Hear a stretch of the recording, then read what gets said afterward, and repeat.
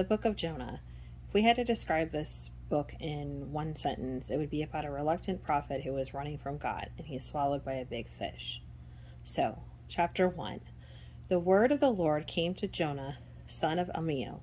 Get up, go to the great city of Nineveh and preach against it, because their evil has come before me.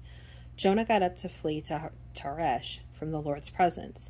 He went down to Joppa and found a ship going to Tarshish. He paid the fare and went down into it to go with them to Tarshish from the Lord's presence.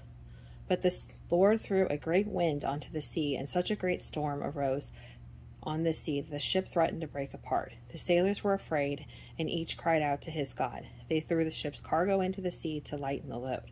Meanwhile, Jonah had gone down to the lowest part of the vessel and stretched out and fallen into a deep sleep. The captain approached him and said, "What are you doing, sound asleep? Get up, call to your God. Maybe this God will consider us, and we won't perish." "Come on," the sailors said to each other. Let's cast lots. Then we'll know who is to blame for the trouble they're in. So they cast lots, and the lot singled out Jonah. They said to him, "Tell us who is to blame for this trouble we're in. What is your business, and where are you going from? What is your country, and what are the people you are from?" He answered them, "I'm a Hebrew. I worship the Lord God of the heavens, who made the sea and the dry land." Then the men were seized by a great fear and said to him, "What have you done?" The men knew he was fleeing from the Lord's presence because he told them. So they told him, "What should we do to you so that the sea will calm down for us?" For the sea was getting worse and worse.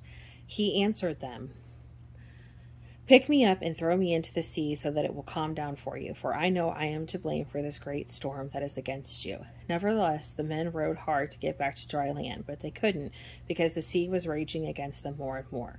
So they called out to the Lord, "Please, Lord, don't let us perish because of this man's life. Don't charge us with innocent blood. For you, Lord, have done just as you pleased." Then they picked Jonah up and threw him into the sea, and the sea stopped raging. The men were seized by a great fear of the Lord, and they offered sacrifice to the Lord and made vows. The Lord appointed a great fish to swallow Jonah, and Jonah was in the belly of the fish 3 days and 3 nights. Jonah prayed to the Lord God from the belly of the fish. "I called to the Lord in my distress, and he answered me. I cried out for help from deep inside Sheol. You heard my voice when you threw me into the depths, into the heart of the seas. The current overcame me. All your breakers and billows swept over me. And I said, I have been banished from your sight. Yet I will look once more towards your holy temple. The water engulfed me up to my neck. The watery depths overcame me. Seaweed was wrapped around my head. I sank to the foundations of the mountains. The earth's gates shut behind me forever. Then you raised my life from the pit, Lord my God. As my life was fading away, I remembered the Lord, and my prayer came to you, to your holy temple. Those who cherish worthless idols abandon their faithful love. But as for me, I will sacrifice to you with a voice of thanksgiving. I will fulfill what I have vowed. Salvation belongs to the Lord." Then the Lord commanded the fish, and it vomited Jonah onto dry land.